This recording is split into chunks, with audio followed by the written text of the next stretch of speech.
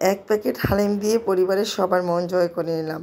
আর সেই হালিমের রেসিপি আজকে আপনাদের সাথে শেয়ার করব। আশা করি সবার খুব ভালো লাগবে। আসসালামু আলাইকুম, সবাই কেমন আছেন? আশা করি সবাই খুব ভালো আছেন। আলহামদুলিল্লাহ, আমিও ভালো আছি। তো ভিডিওর শুরুতেই দেখতে পাচ্ছেন আমি 2 কাপ ফুটন্ত গরম পানি নিয়েছি আর 1 প্যাকেট হালিম মিক্স দিয়ে দিলাম। দিয়ে ভালো করে নেড়ে চেড়ে ঢাকনা দিয়ে আধা ঘন্টার জন্য রেখে দিলাম।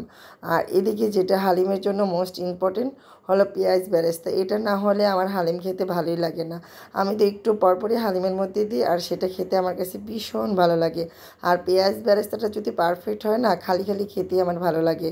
তো পেঁয়াজ বেরেস্তা ভাজার জন্য কিন্তু আসলে পেঁয়াজ চুলার আঁচটা মিডিয়াম রেখে ভাজতে হবে। হাই হিটে ভাজলে দেখা যায় পড়ে যাবে, একদমই মচমচা হবে না। আর একটা টিপস আপনাদের সাথে শেয়ার করি, যখন পেঁয়াজ বেরেস্তাগুলি না ঠান্ডা হয়ে যায়, আমি না নর্মাল ফ্রিজে রেখে দিই, তাহলে না মচমচে হয়ে যায়।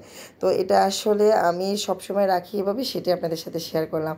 তো আধা ঘন্টা পরে ফিরে আসলাম। তো আজকে আমি অল্প সময়ের মধ্যে রান্না করার জন্য প্রেশার কুকারে হালিম মিক্সগুলি দিয়ে দিলাম, দিয়ে ঢাকনা দিয়ে ঢেকে তারপরে চুলায় বসিয়ে দিলাম। তারপরে যাই হোক, সব কিছু প্রেশার কুকারে হওয়া যায় না, বাকিটা না হয় শেয়ার নাই করলাম।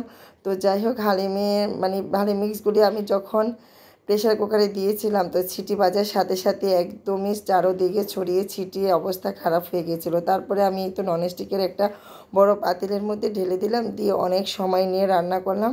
তারপরে প্রায় রান্না হয়ে আসছে। তারপরে আমি হালিমে যে মিক্স মশলাটা থাকে সেটা দিয়ে দিলাম। আর আগে থেকে এখানে মাংস রান্না করে রেখেছিলাম, সেটাও আমি উঠানোর আগে, রান্না যখন কমপ্লিট হয়ে যাবে তখন মাংসটা মিশিয়ে দিব।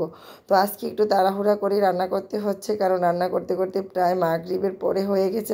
মাগরিব নামাজ পড়ে এসেও দেখি হালিম গাঢ় হয়নি, রান্না কমপ্লিট হয়নি। আর এদিকে আমার ছেলে তো কুচিন থেকে চলে আসছে। তো সে হালিমের গন্ধ পেয়ে তো একদমই তার খেতে ইচ্ছে করতেছে, কখন সে খাবে। তো 1 প্যাকেট হালিম দিয়ে কিন্তু পরিবারের সবার মন জয় করতে পারেন।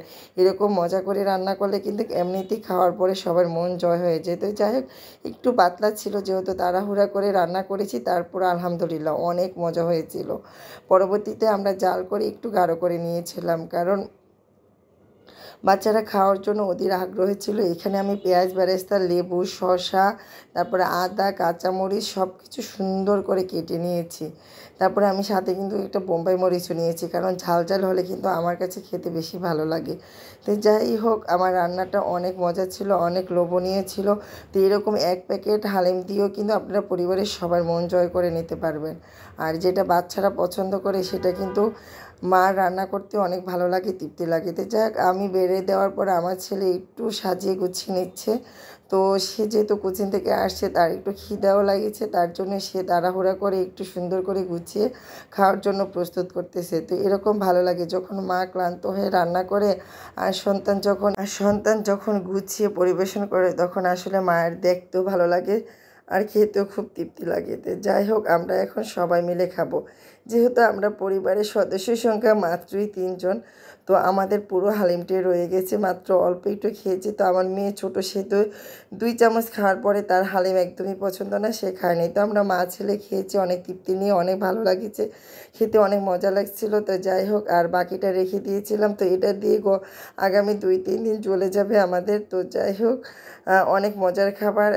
যেহেতু আমার ছেলে বাসি খাবার খায় না একদমই, সে আর সেকেন্ড টাইম খাবে না, এটা আমাকে খেতে হবে। সবাই ভালো থাকবেন, সুস্থ থাকবেন, আল্লাহ হাফেজ।